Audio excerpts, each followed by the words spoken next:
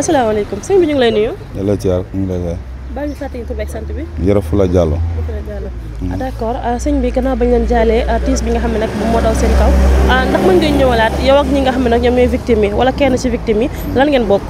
ñun ñi samay apprenti lañu woon ñoom kaat yëpp samay apprenti lañu woon dañoo liggéey ba wàcc xam nga ñoom sax bu ñu wàccee dañuy ñëw fii ci wér tali bi nii toog fii di waxtaan ba yenn heure yi ñibbi après ñu dem ñibbi mais après fa la oto bi jóge fële daal di njëkkante ak beneen oto xam naa ne mu dem ba ci biir mënu tutatee direction bi après mu ñëw fekk fi booy dal seen kaw daal leen jëf-jëf yi mu leen def noonu. voilà. ay 23 heures jàpp minuit peut être minuit daal la minuit daal la waaw minuit daal la ko bi arrivé quoi. waaw man après dañ maa woo quoi boobu maa ngi woon sama kër ñu woo ma ñu ne ma sa atelier am na lu fi xew après si laa déplacé wu daal di ñëw mais bu ma ñëwee après fekk naa booy am ci décédé ci saa si am ñoo xamante ne it hôpital ba lañ mujj a ñàkk seen bakkan quoi. bi nga ñëwee gis li nga xam ne nag moom mooy accident bi nga def sa constat ban état nga fekk ñi nga xam ne nag ñoom ñooy victime yi. waaw mais sonn nañ torop bu dee dëgg na yàlla sonn nañ torop waaw sonn nañ torop voilà sonn nañ torop waaw. instant bi nga ñëwee ñaata victime nga fa fekk ñoom ñoo xam ne jot nañoo ñàkk seen bakkan ba pare. kenn ki daal laa fekk moom dafa ñàkk bakkanam. waaw kasa des moom yeneen ñaari moom hôpital ba lañ ñàkkee seen bakkan. waaw. victime bi yëpp ñi nga xam ne nag ñoom ñàkk seen bakkan. quatre personnes lañ. 3 blessés waaw. tey jii nag ñu ñëw fii nga xam ne nag moom moo di Warang constaté li nga xam ne nag moom mooy circulation bi ndax bu ñu fi taxawee léegi ñu ngi gis yenn mbir yoo xam ne maanaam nit ñi mën nañ ko éviter wala li nga xam ne nag moom mooy impolitesse bi nga xam ne nag dafay am.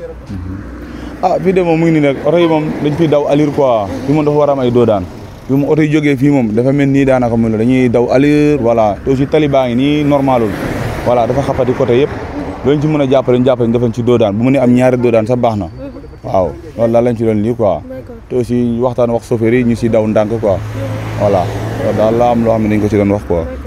yow mi nga xam ne nag yow yaa fi nekk tey sa atelier nekk ci li nga xam ne nag moom mooy télé bi ana ban constat nga def ci li nga xam ne nag moom mooy circulation bi. comme. ban constat nga am mooy ñi nga xam ne nag dañ ciy daw wala li nga xam ne mooy accident est-ce que c'est la première fois mu am fi genre accident yi. fii waaw daanaka li mu fi am bari na de waaw ndax amoon na benn boo xam ne ci kanam fee la amoon. waaw benn fii beneen fële ci kanam encore mooy daanaka ñett yoo xam ne daal moom daanaka sorantewul noonu quoi voilà mais bii nag moo ci gën a métti na quoi non ñee moom ñàkkuñu seen bakkan mais bii daal moo ci gën a métti quoi dëgg na yàlla voilà waaw.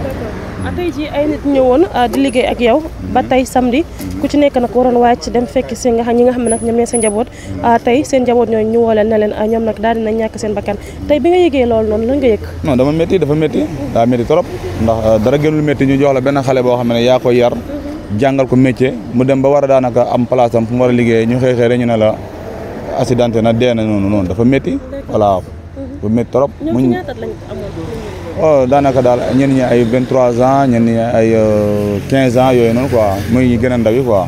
voilà waaw am ñoo xam ne ay 20 ans voilà diggante boobu. ndax mën nañ xam tur ñi nga xam ne nag ñoom ñooy jot a ñàkk seen bakkan. waaw kenn ki Ndofène lañ koy wax. waaw kenn ki Sidi la. kenn ki Omar kenn ki Petit Ben la. voilà waaw. ñi si am blessure nag kenn ki Thierno la Omar ak Mbaye ñoo si am blessure quoi. d'accord ñu jot am information sànq ci benn kër que ne am na keneen koo xam ne nag am na cinquième victime. non loolu moom amul. non amul moom 4 daal moom mooy lu leer li quoi.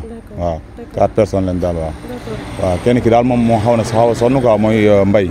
waaw moom moo xaw a sonn mais nag yàlla mu ngi ciy def jàmm ak salaam quoi waaw mu ngi am ay tan quoi. mais chauffeur bi ñoom xam ngeen ko la xamoo leen ko.